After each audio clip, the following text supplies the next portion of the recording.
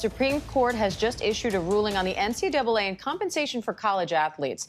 The High Court has ruled the NCAA was violating antitrust law by capping what student athletes can receive by way of education-related gifts and benefits. The NCAA, they're the biggest pimps around.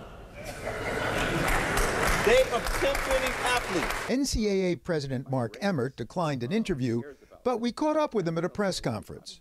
Why not pay college athletes? Because they're students and they're not employees. In order to preserve the character and quality of the product, athletes must not be paid. We're definitely best to get a scholarship to our universities, but at the end of the day, that doesn't cover everything. This ruling will help determine whether schools decide to offer athletes tens of thousands of dollars in those benefits. You know, we do have hungry nights that we don't have enough money to get food, and sometimes, needed money is, money is needed. This is the end of the NCAA as we know it. The funeral hasn't happened yet. The last rites have not been uttered, but it's over for the NCAA. This was from Justice Kavanaugh.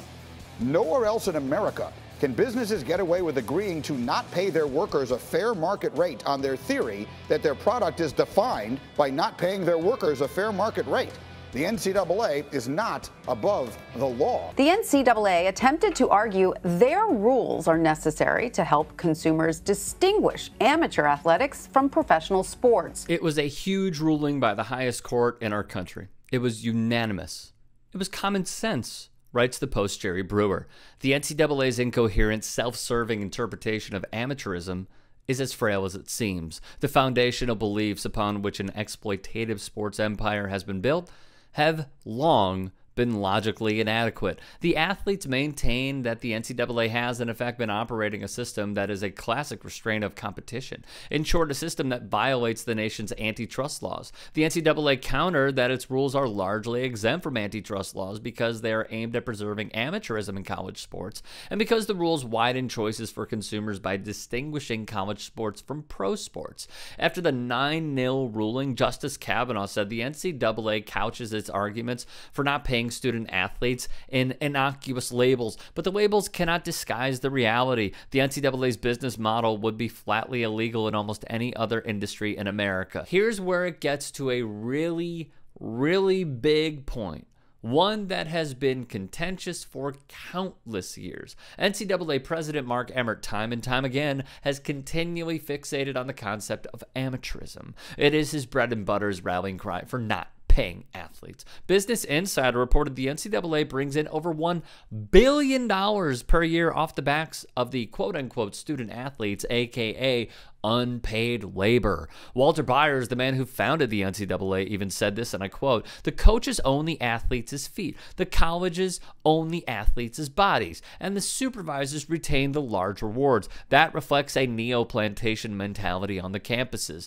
Thus, another Trump and McConnell appointee, Neil Gorsuch, wrote the following for the court. The NCAA seeks immunity from the normal operation of the antitrust laws, an immunity which Gorsuch said is justified neither by the antitrust law nor the previous opinions of the Supreme Court. Noting that big-time NCAA sports have turned into a multi-billion-dollar business, Gorsuch said that a couple of sentences from a 1984 opinion did not declare then or now that there is some sort of immunity based on the concept of amateurism. In short, the NCAA is eroding. Federal antitrust lawsuits have slowly eroded strict amateurism rules during the past decade. Politicians in 19 states have passed laws in the past 2 years that rebuke the organization's rules and will soon allow athletes to start making money from third-party endorsements. And members of Congress are currently debating at least a half-dozen bills aimed at reforming the NCAA. Monday's ruling in the NCAA v. Alston case represents another blow during a particularly uncertain time for the future of amateurism. Following the court's opinion announcement on Monday, Jeff Kessler, lead counsel for the athletes, called the court's decision historic,